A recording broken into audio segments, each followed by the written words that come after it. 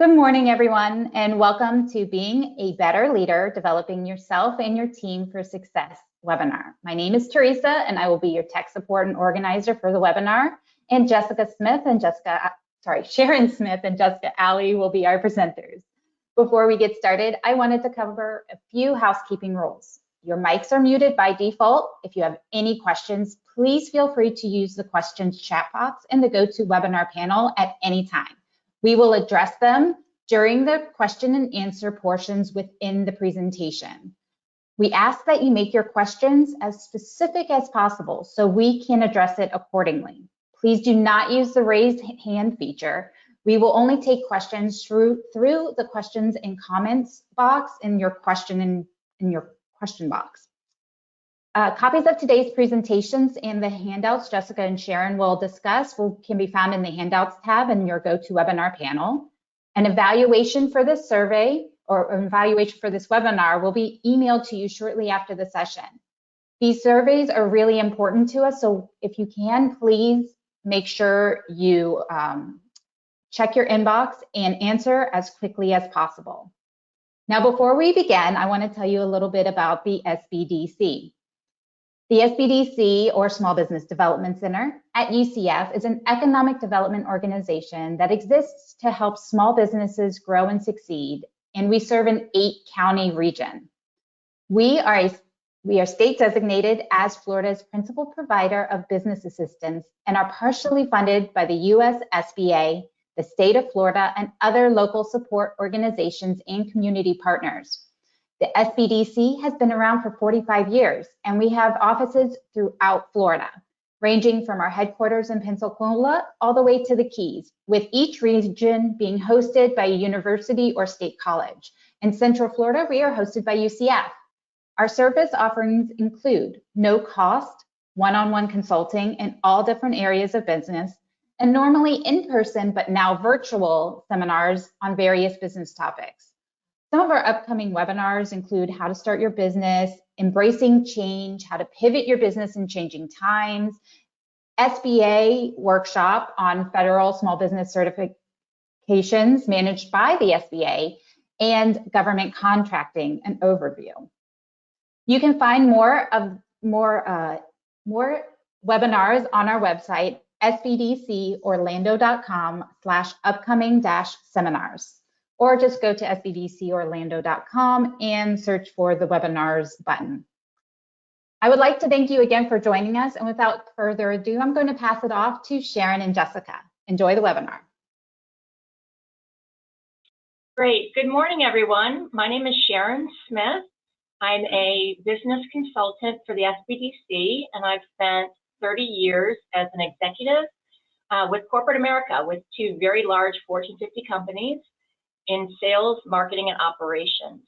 And what makes me, I think, duly suited to helping you guys navigate through developing yourself and others is that I've managed teams up to 50 people, and I've hired and developed hundreds of people over the last 25 years. So I'm excited to be here today, and I'd like to introduce you to my colleague, Jessica, who I think will bring a unique, fresh perspective with her engagement with the SBDC for the last 7 years. Jessica comes to us with a background that's very broad, including HR, and I think she will bring a great perspective as she is my teammate and we work together every day. Jessica? Thank you very much, Sharon. Yes, my name is Jessica, and very pleased to be here today. It's an honor to present this topic with you, Sharon. It's close to my heart because, as she mentioned, I graduated back in 2015 with my master's in human resource management. So I love talking about people and how to engage them, how to increase efficiency, how to work better as teams, better communicate. We say people are our biggest assets, and this is one of our truths that I found to be true as I work with all kinds of small businesses through the SBDC. It's been an awesome opportunity to be here for the last 6 years, and we've been very much looking forward to sharing this topic with you. Without further ado, let's start diving in.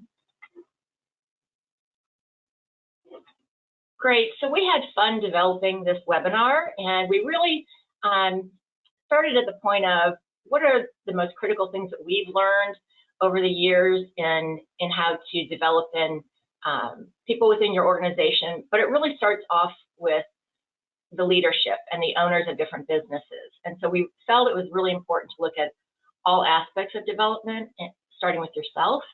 The deliverables for this webinar will be how to guide the development of you and your team, how to identify strength and growth areas, both individually and as a team, how to create and implement effective plans. And then we want to provide you with some great practical tools that you can download and take with you back to engaging with your team, and then how to know if your engagement efforts are really paying off. So those are the key things we want to accomplish in the next hour.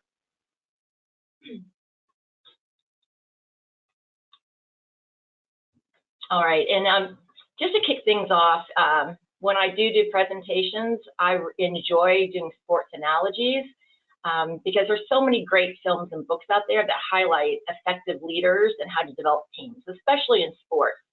And one of the best dramas that I've ever come across is the 2005 film Coach Carter. And I don't know how many of you all are familiar with that, but it's based on a true story of a high school coach that made headlines in 1999 because he suspended his whole undefeated high school basketball team for not making their grades. And I won't spoil the whole plot and outcomes, but the key takeaways were this coach was different. He was a model for his players. They were used to that. He dressed sharp. He looked different. He went out in the community and talked about his players. He forced them to think beyond themselves and beyond the stats and the norms of their community. And they came from a very rough neighborhood. He walked them through, the stats weren't good. Half of the team was going to be in jail within the next 5 years. There would only be one person on the whole team that might possibly make it to college. And he went through all those stats with them, and he really treated them tough, but approached it totally different. And this really stayed with me as we started thinking about how we want to look at this webinar. And again, it all started with the coach, and the coach was a model for the players. So we're going to start with you all on this call. Again, the owners and the leaders of your businesses, and how you can lead your team first and foremost by developing yourself. All right. Awesome. So bottom line, to be effective, a leader needs to focus not only on himself, but also on interpersonal relationships in his or her own organization. So the visual that you see here is inspired by Jim Collins' book, Good to Great, on the Hedgehog Concept that he created. I'll talk a little bit about that on the next slide. But what I really want to share here is our game plan for today. We want to look at these three different areas: personal, interpersonal, and organizational, to talk about how we as leaders, how we as, when we manage our teams, let's talk about how we can balance these three and how we can become a more highly effective leader by looking at these three different areas. So as I mentioned, so the leadership circles I just talked about were inspired by this concept here, the Hedgehog Concept. Jim Collins in his book talks about passions and resources and strengths, and the importance of aligning those to figure out what your true mission as an organization can be. So we're looking at our interpersonal relationships in the organization that we're in and our own personal development. These all tie together and are related, and that's what helps us become more effective, more productive, and reach maximum potential. So with that, before we talk a little bit about personal development, we thought now would be a great time for a poll. Teresa, if you don't mind launching that poll for me. We wanted to talk about, are we actually intentional when we're setting aside time for professional development? So we have this question for you.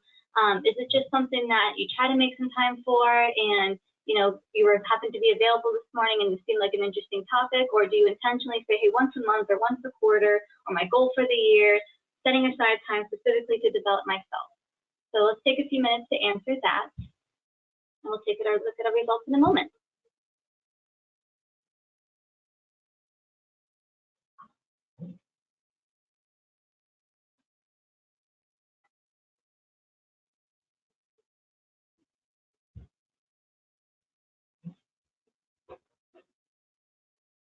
Give one more second.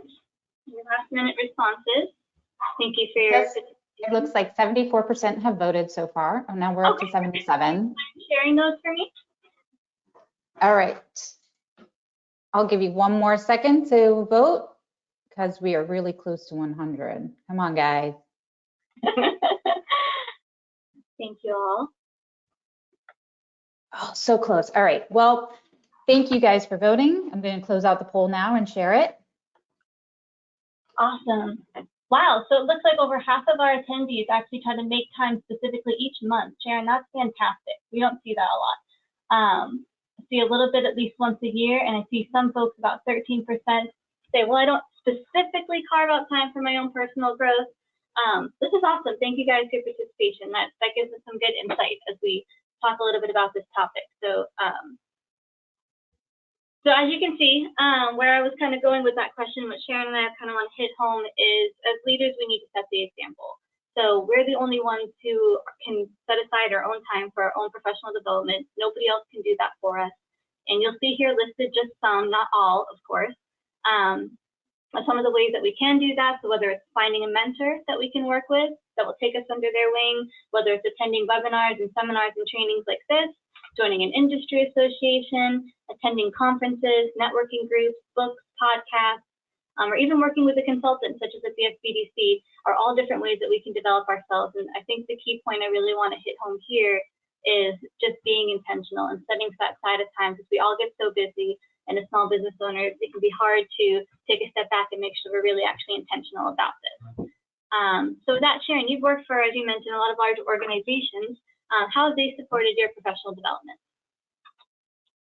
Well, Jessica, I was really lucky to be sent to Dale Carnegie training when I was very young in my career. That's the first outside training that I remember. And after that, I think I've taken many personality assessments, which have been interesting on both how I can improve my own personal development and how I work with others. I've also gone to numerous trainings over the years, and most significantly, I went through about 25 DDI training sessions, and then I became certified as a DDI trainer and went across the country with a Fortune 50 company that I was working for at the time, and trained frontline managers that on everything from developing yourself, time management, leading and coaching. But one training that really stands out to me that I think was one of the best training is actually one that's an Orlando-based company. So I don't know how many of you have ever heard of HPI, but it's called the Human Performance Institute, and it's actually owned by Johnson & Johnson, and I've been able to go through that training twice. So the first time I went through it was when I went to a food service industry, a women's networking event in Tampa, and they took a large group through, about 500 people through at the same time.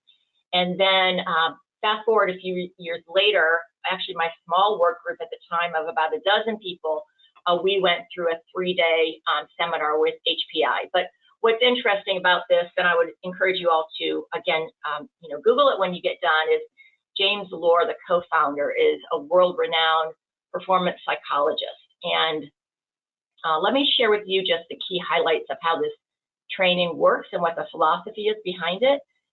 You've all heard of Maslow's hierarchy of human needs, and I'll never forget when I first learned about that in high school, I thought it was the coolest thing. Like, I want to aspire to be self-actualized. And Maslow actually was a philosopher back in 1943, and he wrote this paper, and it basically went through this pyramid of different things that you needed to achieve to be the best self that you could be. And it started with physiological, roof over your head, food, clothing, just your basic needs that you, as a human, you need to function. The second was safety. The third was to love and to be loved and to belong. The fourth was self-esteem.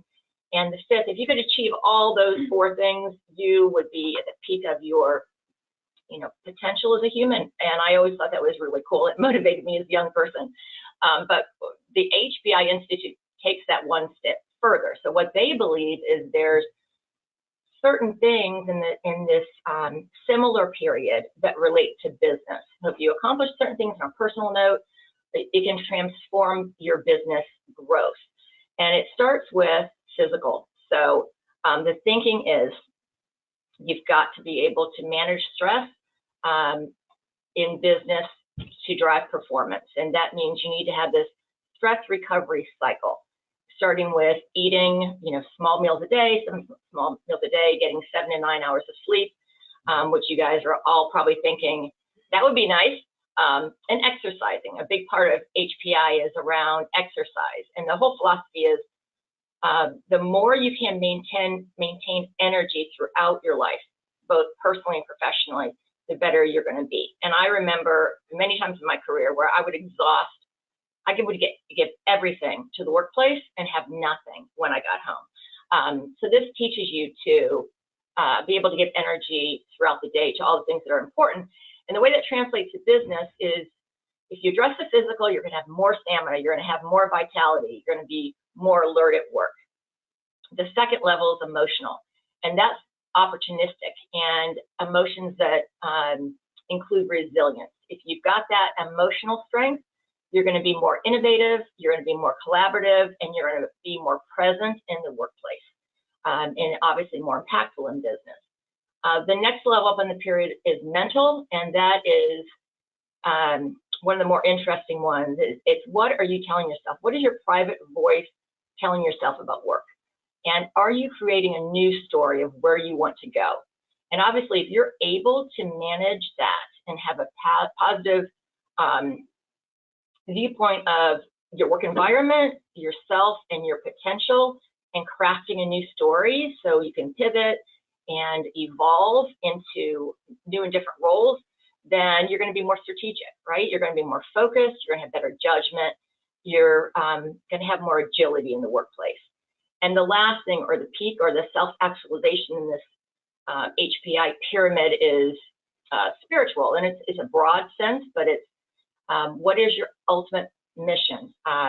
What is your ultimate purpose, which you hear so much about? What is the purpose of your company? And if you have a clear purpose, you'll get alignment and you'll move forward with integrity, and that commitment will show in the workplace and you'll get greater results. Again, this workshop was super impactful to me. I can't say that I abide by it, but it certainly helped me in reflecting where I needed to spend my time and energy. It's an expensive workshop. Those 2.5 days were $5,200, I believe, at the time when I took it. There are some great books, though, by Jim Lohr and his partner, Jack Grapple. One is The Power of Full Engagement. Again, Jim Lohr has written over 7 books. So I would encourage you to, at minimum, get the book and learn more about it. So in summary, in thinking just about developing yourself, we could have referred a lot of books to you. We could have talked about a lot of different seminars, but again, we just wanted to point out a couple. And what I think is most significant is I started counting how many managers I'd had in my career. And I've had well over 25. I've been working since I had paper route with my brother when I was 13. But in corporate America, we either restructured or I had a new boss every year and a half. And as I reflect back and look at my career and the managers that I've had, the ones that really stand out are either the best ones, the greatest ones, because they cared, I had a personal relationship with them, they became a mentor, or the really horrible ones, all right? And the horrible ones stand out because they were self-promoting, they may have been on a power trip, they may have been insecure, they may have had a lack of integrity, they weren't transparent. I remember very young in my career actually challenging one of my managers, and at the time he stood up, walked, closed the door, walked back to his desk, slammed his desk, and looked at me and said, "If you ever talk to me like that, I will smash you like a bug." And somehow I survived. I continued with that corporation. I actually ended up working for that same gentleman again many years later, and he did change, but it's one of those memories that I will just never erase. And it didn't make me stop pushing back. I'd like to say I'm a little stubborn in that regard, but an example of a great leader that I can remember as well was a senior VP, and he was 3 levels up from me at the time. and he would just walk the halls every morning. And shortly after I got to know him, he would just come in my office and sit down, just plop down. It didn't matter if I was on the phone, it didn't matter what I was doing. And one day he came in, and I'll never forget this. I had one stack that was about an inch tall of paperwork, and I had another stack that was about a foot, and I'm not kidding you, a foot tall. And he said, "What is that stack?" And I said, let me tell you, the reason I have it organized like this is the small stack is my customer-focused initiatives and priorities. And the foot stack, or the 12-inch stack, is internally focused emails and things that I need to address. That hit him so hard, and I'll never forget some of the ways he started trying to change the way we did business as a result. But that's a great memory, and one I just wanted to share. I think that bodes well for anybody. If you're a leader and you just don't quite know how to engage with people, just walk around, just be accessible. I think that's just huge. And again, there are many great movies and messages out there, but the bottom line is spend time working on your own personal development. Be a lifelong learner, be committed to continuous improvement, and be the leader that you wish you had, because people will forget what you said, people will forget what you did, but people will never forget how you made them feel. And those two examples really are how I felt at the time by those leaders. Awesome. Thank you for sharing that, Sharon. Before we move on to interpersonal, Teresa will pause. Are there any questions in the chat box at this point, or should we keep moving ahead? There are no questions right now, but I will encourage attendees to go ahead and type out your questions so that when we get to the next change in the presentation, we'll be able to answer them as quickly as possible, and you don't have to hold off until the very end of the presentation. Awesome, thank you. So we'll talk about interpersonal relationships, and we'll go ahead and move into talk about personal. Let's talk about dealing with others. We're going to look at this in 3 different ways. We're going to talk about being aware of others and what's called emotional intelligence. We'll take a look at that for a moment. We'll talk about this, which is a tool that the SBDC offers that talks about strengths and weaknesses and how to better engage your team. And we'll also talk a little bit about tough conversations, which we all know that they happen. And we'll take a look at that now. So emotional intelligence, you've probably obviously heard of IQ. You may even have heard of this concept of EQ. It's been out there for a little while, but what actually is the difference? So Oxford Language defines EQ as the capacity to be aware of, control, and express one's emotions to handle interpersonal relationships judiciously and empathetically. And I really like this image here because we don't always put a lot of emphasis on EQ, but we need to realize, as you guys I'm sure have seen, it's not always the smartest person in the room that necessarily gets the job, that managing and being able to communicate well, being able to develop rapport and manage relationships well, that's all critical to being a leader. That's all critical to being a good and light and effective manager. We can see here that if we take some time to sharpen some of those EQ skills, whether they come easily to us or not, we see these benefits that we have here. I really like this image. It talks about increased team performance, better decision-making, less stress, less turnover, which we know turnover can become a major issue, better personal well-being, and increased leadership ability. And that just literally stems from sharpening those skills, being more mindful and aware of not only our emotions, but those around us. And as I mentioned, the SBDC offers this service called DISC and the 12 Driving Forces. You'll see some of the benefits that some of our clients have seen from this, but this is just one tool that basically takes a look at your team and looks at the strengths and weaknesses and what people bring to the table. And without saying a certain thing is right or wrong, or a certain approach is good or bad, it really takes a deeper dive into how can we tap into my team, their strengths, how can I better engage them, how can I improve communication, how can I make them happier in their role, what do they need? You'll see several benefits here, even including reduced stress, improved efficiency. This really, again, a lot of this all boils down to sharpening our interpersonal skills, to better understanding ourselves and others. So if you'd like to learn a little bit more about this specific tool and how this may be able to benefit your organization and how this could fit with you, so feel free to reach out and we can certainly talk about that. With that, I'll pass it back to Sharon to talk about some best practices in handling tough conversations.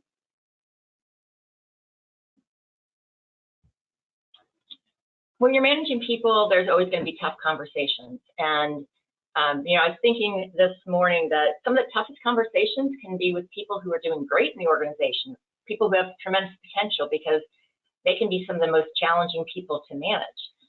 But change overall is difficult, and it's difficult when you're trying to help people develop, and it's extremely difficult when you've got a problem person that you're managing. So what we thought would be kind of a fun way to look at this would be to do a role play between Jessica and I, just on a tough conversation. And this isn't every day. You guys come across all kinds of challenges. You may have somebody, you know, stealing from you. You may have somebody milking the clock. You might have a person who's drinking on the job. There's all kinds of situations. I don't think there's probably one other than maybe violence in the workplace that I haven't come across in my years of managing people and managing frontline.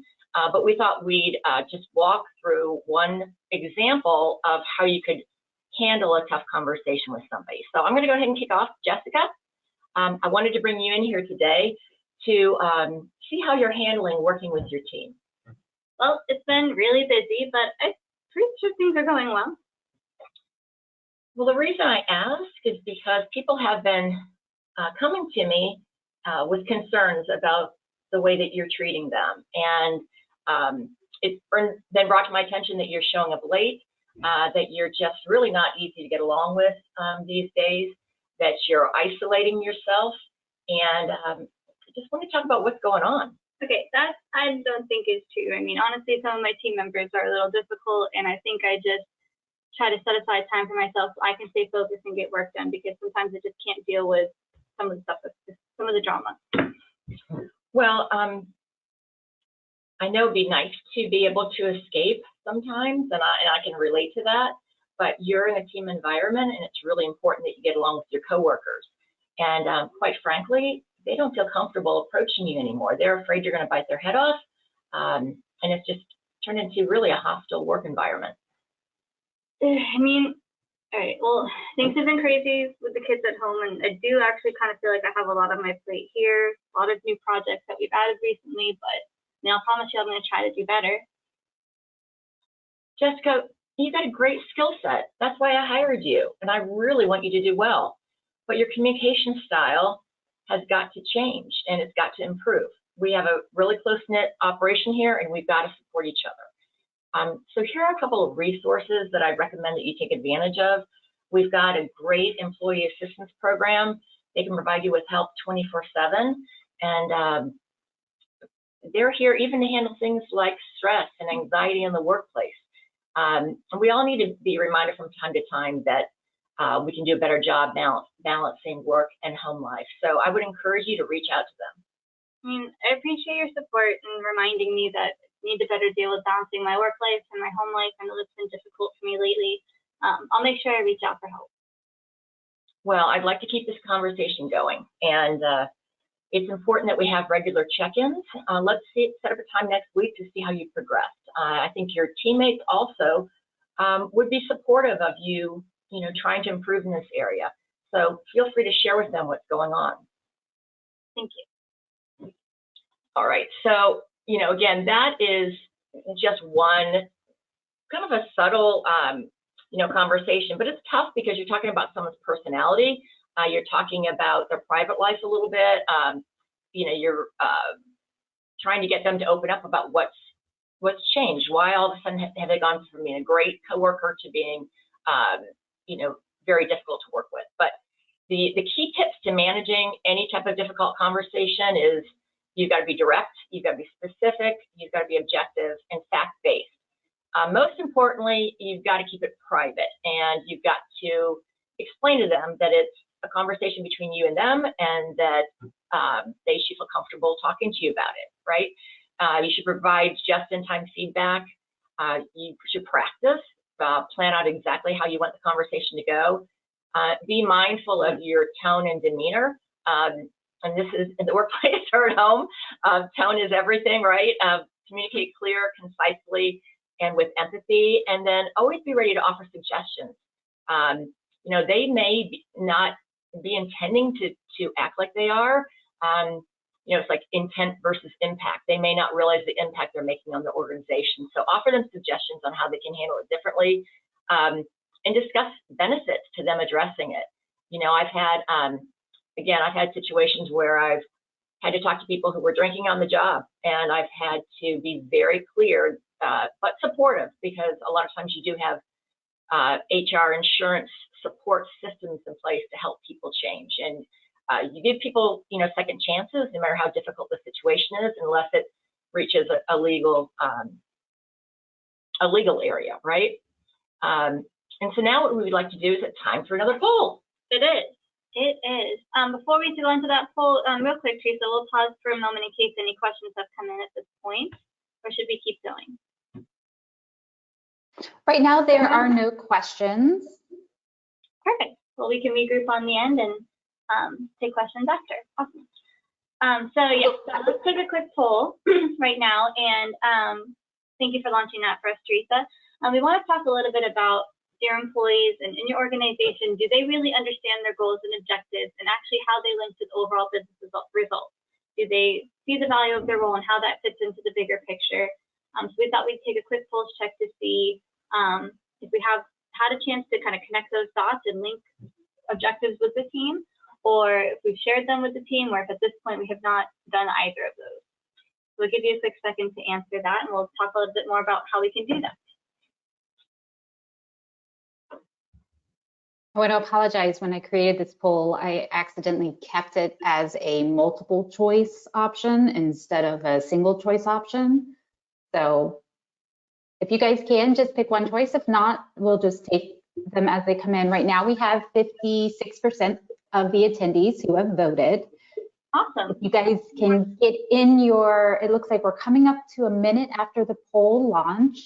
So if you guys could get in your votes as quickly as possible, we would appreciate it.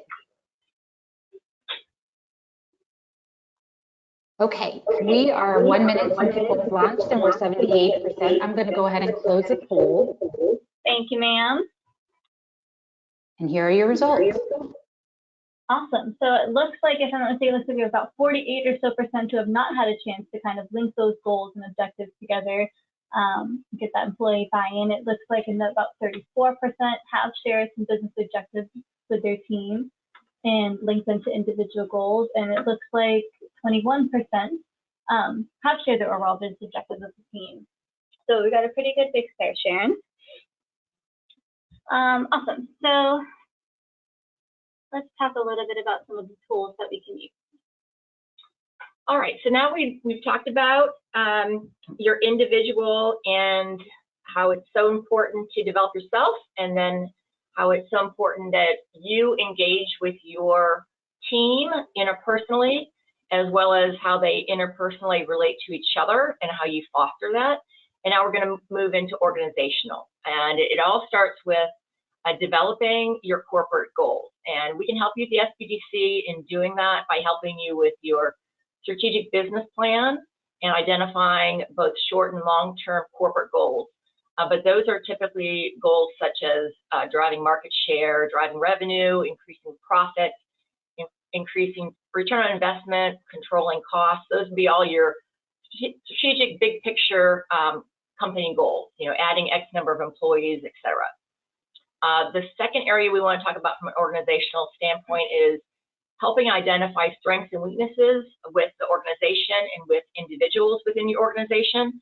And again, we'll provide you some tools to do that. And then we're going to move into performance appraisals. There's a lot of different ways of looking at performance appraisals. There's no one right way. I would encourage you all, if you don't have any type of performance appraisal in place, to go on the internet to look at different types of tools. Some are very simple, some are very complex and involved.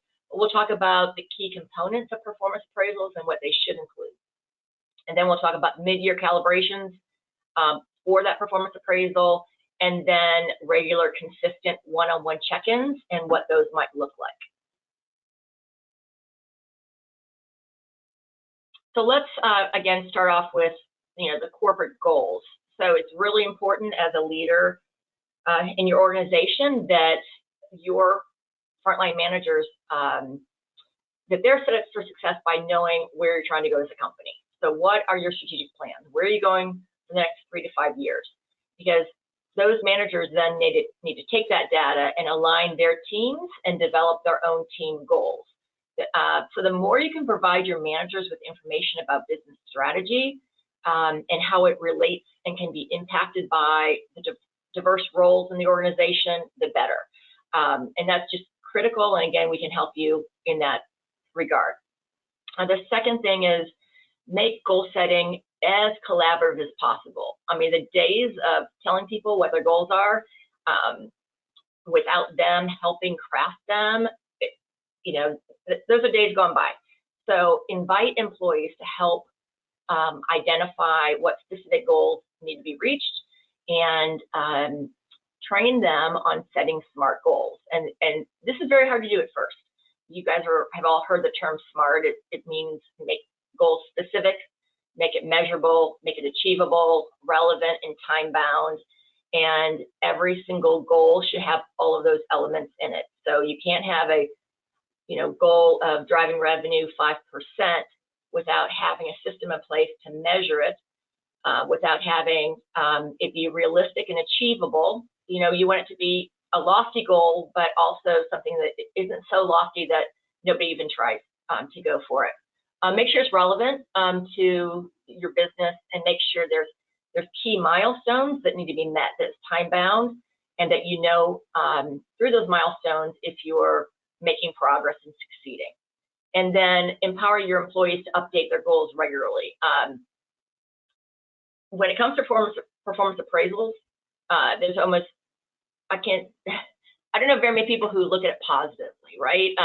When you say performance appraisal, whether you're a manager having to do it, it's a lot of work.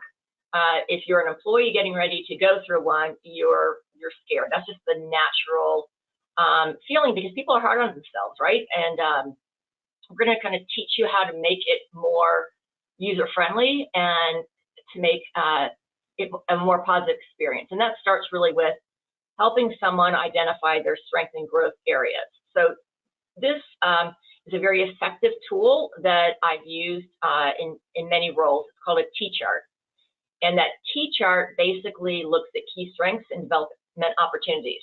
And you'll get a copy of this that you can upload and customize for your team. It's very practical. For any individual that you're trying to coach and lead, you look at key strengths. So the key strengths should relate to the business. You should always have many more strengths than development areas, because you may say, well, why is that? People always have areas of opportunity. Human nature has shown that it takes 5 compliments or 5 positive remarks to offset 1 negative remark in the human brain. So with that, any conversation should always start off positive. Everybody's got things they do well in, and everybody has development opportunities. It doesn't matter if you've been doing your job for 30 years and you're a superstar, there's still going to be development opportunities. So this particular T-chart says come up with 3 to 4, even if you have many, and just focus on the ones that will have the biggest impact on your ability to do your job, okay, that are most linked. And then for development, and the key strength here in this example of John Smith, career discussion is, number 1 was drive for results. This guy consistently exceeds expectations. He has great interpersonal skills. He's held to very high esteem by his customers and colleagues. They've contributed to the manager's input on this form. The manager has talked to customers, talked to peers, and knows that this person, that John Smith, is doing a great job working with others. He's also developed multiple marketing managers over the years so he can develop talent. And he's a sales marketing expert. He's been in his role as marketing director for 22 years. So those are his strengths. The development opportunities are, the company is desperately trying to launch new brands, regional brands, and he doesn't have any experience there. So he's got to learn how to launch new brands to help the company grow and pivot. Although he's really good working with people and he gets the job done, he's not very analytical. He doesn't he can't tell you for each of the clients how profitable they are. And so, the finance team is really pushing for him to start doing ROI analysis on large promotions that he's running and with large customers. And he's not very tech savvy. He doesn't understand Excel, and it's really critical with Salesforce and other programs that they're working with that he start being an Excel champion. So these are his strengths and development areas that will feed into the performance appraisal. So this is the first place you start. Another tool that is really great that I haven't seen very many companies use at all, and I think it's really cool, is called an ACE document, and it's how you have a career conversation with someone. So, you should do a performance appraisal with basically anybody that has potential to grow in the organization or has a career path, so to speak, right? And ACE stands for Aspire, Capability, and Engagement. And what you're going to work with your manager on in this regard would be, what are your career aspirations? You just flat out ask, and you have them complete the form, and you don't provide any input into it. They have basically a blank template, and they have to list, where do they want to go? And this is great because you may not know that they have aspirations 5 years down the road to do something totally different. And then all of a sudden, when they get a new job, you'll scratch your head and say, I wonder why. Capable, what are their strengths and what areas do they need to focus on? So you just did the T-chart, and so that's a great tool to feed into this capability column here. And then engagement, what really energizes you? And it could be something outside of work. What are you passionate about? You need to know for your employees, what do they really enjoy doing? Because it may be that they're passionate to helping people and they want to help with a nonprofit. And it may be that your corporation needs to be more involved in the community. And this manager would be a great asset at actually getting on a local community board. So that's the purpose of this form. And there's some questions to consider at the bottom. When you get this, again, you can just take out the few bullet points at the top and customize it as you see fit. But again, it's a great link, and it definitely helps you really understand where your managers' heads are at and where they want to go with their career. All right, so we talked a little bit about who should do a performance appraisal. There's nothing firm about this, but my own personal opinion is if you've got someone who has a capability to do more, even if you don't have per se career path within your organization, because a lot of small and mid-sized companies don't.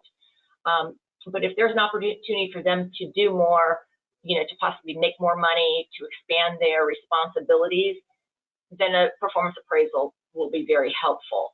I think the only ones that wouldn't have a performance appraisal is maybe a temp or an hourly employee that was just hired for that one position. That's all you foresee that they'll ever do within your organization is that one hourly role.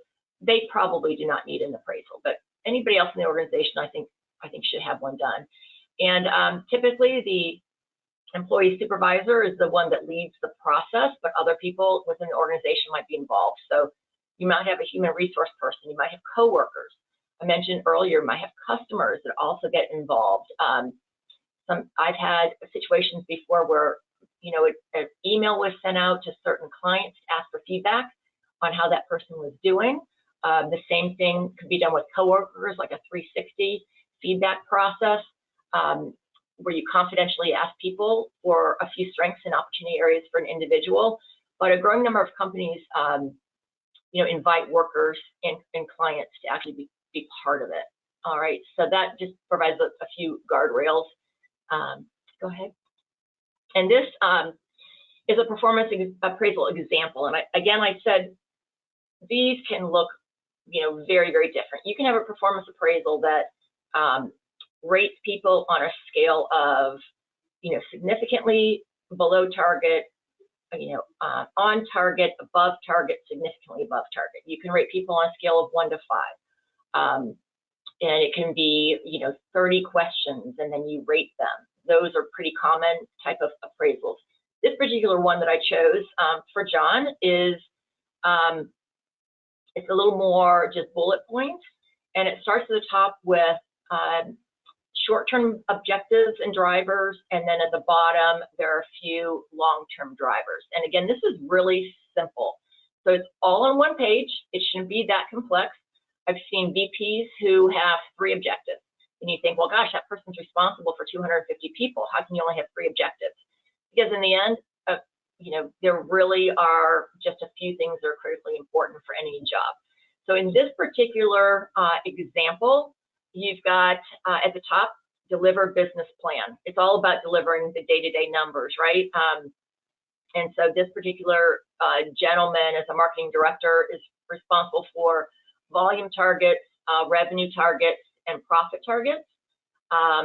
He also has some brand building targets, growing brands, and improving overall brand strength in the marketplace. So those are current objectives, and there are some measures in place to do so.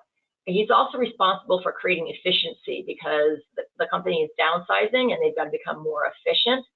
So that's where you have some return on investment in developing best practices that can be shared, because the organization is getting leaner and meaner. And then there's some long-term objectives. I really believe that there isn't a person in a company that can't help drive future success. Even if it's a large company, they can still contribute. So, what's the 3-year plan for this person, and how can they help with long-term strategic plans? And that may be doing business plans with clients. It may be helping with, committees within the organization to improve process development. And then the next one is drive organizational health. So a lot of organizations do surveys on how well the management's doing, how well the company's doing, and what they could do better. And that's an org health survey. So managers should be responsible for owning that process and helping moving that forward. Developing others would be another long-term strategic objective. How many people did they bring to the organization? How many people did they coach? How many people did they promote? Where are those people now? And then lastly, linked to our first topic is developing self. So, what were those opportunity areas from the T-chart? Those 3 opportunity areas in developing self. That's where you would put them on the PDR, or the performance development. And the developed self is an area where the employee needs to own it. Whether it be getting a mentor, or attending a training seminar, or cross-training into different areas of business, they need to own that, they need to measure it, and they need to be able to calibrate that.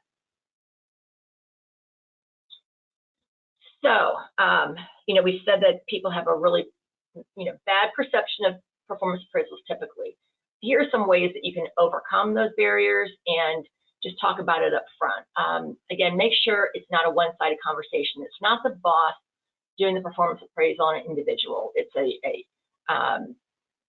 collective conversation with safe, boundaries, and a balance of positive and opportunity areas. Most of what you'll read on the internet and what you'll hear is that you should separate out compensation from performance reviews. Performance reviews should be focused on how people get results, not directly linked to money. So separate those. Have a compensation conversation 4 weeks after the performance appraisal, but don't have them at the exact same time.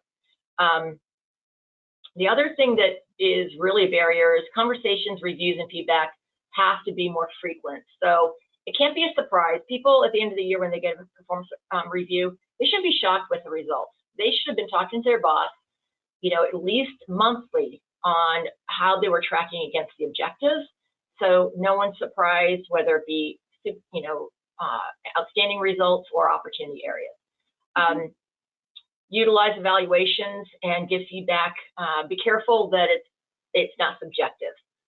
Make sure that you can document why you feel a certain way about someone's performance. So make sure it's objective, make sure it's staff-based, make sure it's based on metrics. And make sure that you're following up on a regular basis with any of your staff. So those are the key recommendations for overcoming common barriers. And Sharon and Jessica, we do have a couple questions. I do know you have 2 or 3 slides left, but I did want to let you know we do have questions coming in. So when you're ready, let me know. I will be in just a couple of minutes. So let me just finish with this performance appraisal conversation. So you kick off with co-authored objectives on the performance appraisal template, and then mid-year, 6 months after you roll that out, you have a mid-year calibration session. And again, it's a very simple template that we're sharing with you guys. So it's here are the top 5 outcomes this person has achieved year to date, and they should again link to the performance objective. Here are the top 5 outcomes that still need to be achieved balance of year. And again, make these SMAC, make them measurable and succinct when they're put on this form. Identify what are the 3 outcomes that that person is most concerned about achieving balance of year. There's always going to be these lofty objectives that can't be reached. And it could be their fault, it could be the company's fault. Maybe something happened where they haven't had the resources they need. They should talk about it now, and you should adjust the goals as needed. What type of support is needed from their supervisor to accomplish their goals? And then any progress against their individual development objectives. And then this next form is one that I had a great supervisor that insisted on this, and I loved it. And I've actually used this and shared this with a lot of people over the years. And it's a one-on-one check-in form. And whether this be a weekly form or a monthly form, again, you have to have more frequency than just a mid-calibration or performance appraisal. So I recommend it as a monthly. Again, you start with the person who you're managing fills this out. Again, a lot of this ownership is on the individual, you'll see here. So they fill this out and they share with their boss before their one-on-one check-in, and they start by saying, what are their accomplishments that they feel proud of? And again, super positive. And I always love this because I thought, you know, my boss is remote. I only see them twice a year. They need to know all the things that we're doing. And sometimes also they'll want to not only, you know, communicate that to their boss and get you some kudos, but they might also want to shift the objectives around a little bit so they're focusing on what you're really spending your time and feeling good about. The next area is update on any open issues since the last one-on-one. So let's keep on following up on what we said we were going to do. You know, what did we say we were going to do on the last one-on-one, and what do we need to do now to keep that moving forward? What are the top 3 projects that you're working on? What are the 3 outstanding issues? And you'll sometimes see the same things show up over and over again, and you've got to attack them as a team and work through them. What type of help do you need from me, the supervisor? And then any additional topics or updates and any follow-up. So again, it's a very succinct, simple. It doesn't have to be a long conversation. It can be 20 minutes, but it's at least that person feels like they're getting that consistent, ongoing support. That's a good tool. So we are actually on the last slide, and we're going to take questions. So Simon Sinek is a extremely motivational thought leader on the internet. He's done tons of TED Talks. I really enjoy listening to him, and he always has a very interesting perspective, and it's very real world. And he challenges the norms of, you know, of business and how we treat people and how we work with each other. And one of his best quotes is, we would never fire our children or suspend our parents, so why do we readily adopt that practice when it comes to managing employees in the business sector? And I would encourage you guys again, if you're looking to get some pretty neat information from a very well-spoken thought leader, I would listen to his TED Talk from 2014. It's a short, and again, good inspiration as you talk to your managers. So with that, Teresa, sounds like you've got a few questions. Yes, one question is, what is your opinion or experience with a 360-degree review process? I think 360-degree reviews are great. I've probably had them over about half my career, and they became, very common. I think the challenge with 360s is people do not trust that they'll be confidential. And I think that 360s are best when your supervisor, when the leaders of the company actually have 360s done on themselves as well as on employees. And it can be as simple as, the owner of the business or, the VP of the organization shares with the team. I had a 360 review. This is what they told me. I acknowledge that I'm like that. And I want you guys to hold me to it. I want you to hold me to improving in this area. And this is what, the organization has said, and this is how I'm going to try to address it. And these are my action plans, and I just want to put it out there. And the best managers I've ever had approach things that way. I will tell you one other thing, too, which is kind of interesting in the same vein.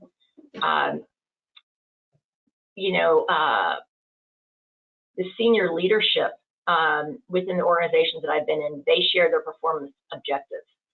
So they were shared from the top down. So I always saw not only my supervisor's performance appraisal objectives, not necessarily the personal development areas or some of the more sensitive things, but definitely the strategic objectives, the day-to-day goals, those things that were smart objectives. We would see those, and we would see them from the next level up. So as much as you can be transparent about what's going on in the organization, the feedback you get, the better. And it can be quite frustrating as an executive. I know that I had the same development opportunities for over 20 years in my career. And just never got to it. I tried. It's kind of interesting, but there's some personality traits that people just have to work on. I'm always really high for integrity, teamwork, people development, opportunities with listening and that type of thing. So awesome. Yeah, hopefully that answers your question. Next question. Would you be, okay, so this is a bit of a long one, and if you need me to repeat it, go ahead and tell me so. Okay. So would you be willing to unpack a little more on how you give performance appraisals to some, but not all of your employees? How do you make that work, particularly in a small business? Where people are talking. I think that you have to be consistent in any HR policy that you do. And so you can't show favoritism of people in the same role. So you couldn't do a performance appraisal for one person because you thought they had potential to be a high achiever, and in the back of your mind, you kind of were slating them for a bigger job, and not do it for their counterpart in the same role. So I think you establish some guardrails and you communicate those consistently to the organization. I think that's the best way to do it. You can also do I'm going to do performance appraisals for any salaried employee, and again, a non-exempt employee, and then I'm not going to do performance appraisals on the exempt. That's where a lot of bigger companies do it. But again, just be consistent. Jessica, what do you think? No, I think I agree. And maybe one of the other things that you can do is, if you're looking at each role that you have and that you're wanting to evaluate, performance evaluations should obviously evaluate only what the person has in their own control. So maybe in Sharon's role and my role, we're obviously held accountable for different things, different goals, different metrics, different positions, whatever it might be. And so sometimes even customizing performance evaluations to reflect that, maybe in some cases it's a little bit more simplified version for some of the folks that, Sharon was saying, maybe if it's for an hourly position or a front desk type position, maybe that performance evaluation looks a little bit different. Still fair, still consistent, still based on the actual position and what's in that person's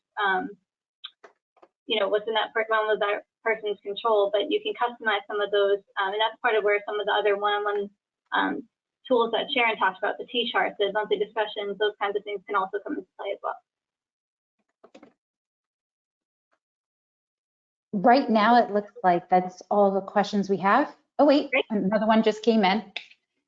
When you do a one-on-one talking about performance, is that the best time to bring up attendance, tardiness, etc.? And with the pandemic, should we be more flexible with attendance? Well, do you want to take that first, or? Sure, I'll take it first. I think that when it comes to people being late, it's one of the things you have to address immediately. So I would never wait for a monthly conversation or a 6-month conversation or PDR. I think it's something that that same day they need to be brought in. I think because those are day-to-day responsibilities. So any day-to-day responsibility needs to be discussed within 24 hours.